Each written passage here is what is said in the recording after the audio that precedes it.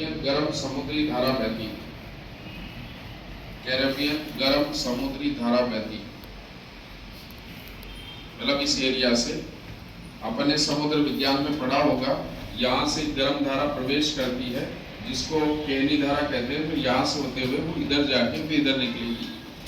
Next point यह है, यह समुद्र कैरेबियन प्लेट का भाग है। यह समुद्र कैरेबियन प्लेट का भाग है। यह समुद्र कैरेबियन प्लेट का भाग है। कैरेबियन प्लेट का भाग है। नेक्स्ट पॉइंट, यह समुद्र उष्ण कटिबंधीय चक्रवातों से प्रभावित क्षेत्र है। उष्ण कटिबंधीय चक्रवातों से प्रभावित क्षेत्र है, जिनको क्यूबा में हरिकेन और जमैका में सिल्वर हिट्स कहा जाता है। जिनको क्यूबा में हरिकेन, क्यूबा में अमेरिका यूएसए की तरफ तो हरिकेन, जिसमें क्यूबा और फ्लोरिडा में हरिकेन और जमैका में सिल्वर हिट्स कहा जाता है।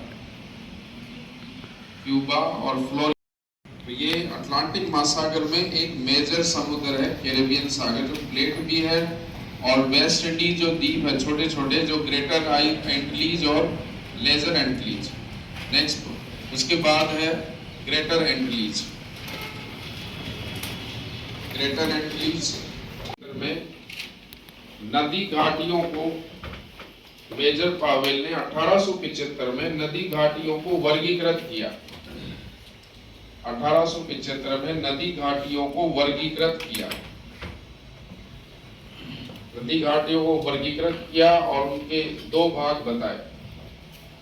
नदी घाटियों को वर्गीकृत किया और उनके दो भाग बताए। दो भाग बताए, जिसमें पहला आधार था चट्टान की संरचना के आधार पर। इसमें पहला आधार था चट्टान की संरचना के आधार पर। चट्टान की संरचना के आधार पर, यानी जो ब्रैकेट में आप लिख सकते हो, भूवैज्ञानिक स्ट्रक्चर कैसी, चट्टान की संरचना के आधार पर, अर्थात चट्टान की संरचना के आधार पर ब्रैकेट में चट्टानी धरातल और ढाल के अनुसार अनुदैर्ध्य नदी घाटियां, लॉन्गिट्यूडिनल वैलीज, अनुदैर्ध्य नदी घाटियां, अनुदैर्ध्य नदी घाटियां, तो चट्टानी संरचना के समानांतर ही अपना रास्ता बनाती वे नदी घाटियां जो चट्टानी संरचना के समानांतर ही, जो चट्टानी संरचना के समानांतर ही प्रवाहित होती है। चट्टानी संरचना के समानांतर ही प्रवाहित होती है। इसमें ज्यादातर क्रमवर्ती नदियां शामिल होती है। इसमें ज्यादातर क्रमवर्ती नदियां शामिल होती है। इसमें ज्यादातर क्रमवर्ती, सीक्वेंट जो सिस्टम होता है, क्रमवर्ती यानी सीक्वेंट, क्रमवर्ती नदियां शामिल होती है।